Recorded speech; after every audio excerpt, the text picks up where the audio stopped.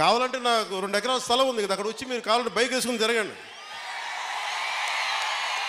కావాలంటే మీకు కావాలంటే ఒక మడ్ రేస్ పెడతాను, అక్కడ ఓ బైక్ రేస్ పెడతాను. మీరు కొంచెం అక్కడ ఆడుకుని దెబ్బలు తగలకుండా హెల్మెట్లు బాడీ ఆర్మర్ ఇచ్చి మీరు తిరగండి. మీరు బాగుండాలనే కదా మేము అందరం చేసేది. గత ప్రభుత్వ నాయకులు చెప్పారు, పవన్ కళ్యాణ్ ఆంధ్రాలో ఉండడు, హైదరాబాద్లో ఉంటాడు, పిఠాపురంకి వస్తే పిఠాపురం వాస్తవ్యుడు కాదు, ఇక్కడ ఉండడు. నేను ఈ రోజున పిఠాపురం వాస్తవ్యుడిగా, సంపూర్ణ వాస్తవ్యుడిగా మారాను. ఎలా ఇందాకే ఒక రిజిస్ట్రేషన్ పేపర్ సంతకం పెట్టి ఒక 3 ఎకరాలు కొని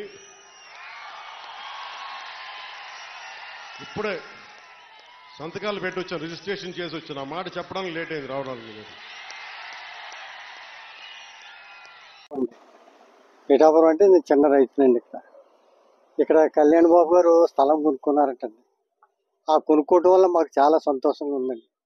ఇది పల్లం మునిగిపోతుంది బాబు. ఆయన కొనుక్కోవటం వల్ల ఈ కాలువలు గట్ట తవ్వింటాడండి. ఈ రైతులకి అందరికీ మేలు కలుగుతుంది. ఇక్కడ క్రమేపు స్థలాలు కూడా విలువ పెరిగిపోద్ది బాబు. ఈ స్థలాలు కూడా కళ్యాణ్ బాబు గారు ఇక్కడికి రావడం మాకు చాలా సంతోషంగా ఉందండి. మీ పేరండి? నా పేరు వడ్లబూరు అప్పారావు అండి. నాకు ఎంతో లేదండి, 11 సెంట్లు ఉంది బాబు. చేసుకుంటాండి, ఎకరం 1/2 ఎకరం చేసుకుంటానండి. ఆ గేదెలు మేపుకుంటా ఎప్పుడు ములగదండి. బాగా వరదలు వచ్చి ప్రాజెక్ట్ బాల్ లెగ్గొడేస్తే మునిగిపోద్ది బాబు, లేకపోతే ఎప్పుడు ములగదండి. అప్పుడు నష్టం వస్తుంది బాబు, నష్టం వస్తుందండి. అప్పుడు మా గవర్నమెంట్ ఏం అనుకోవటం లేదండి. ఇప్పుడు బాగుంటదండి, చాలా సంతోషంగా బాబు.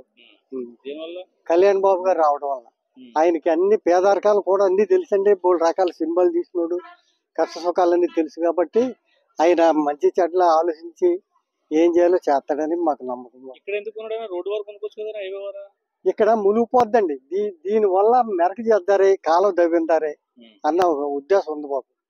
ఉద్దేశం మీద కొన్నారనుకుంటున్నాను. అధికారులు బాగా పనిచేస్తారండి. అధికారులు బాగా పనిచేస్తారో మాకు కూడా బాగా మేలు కలుగుతుంది.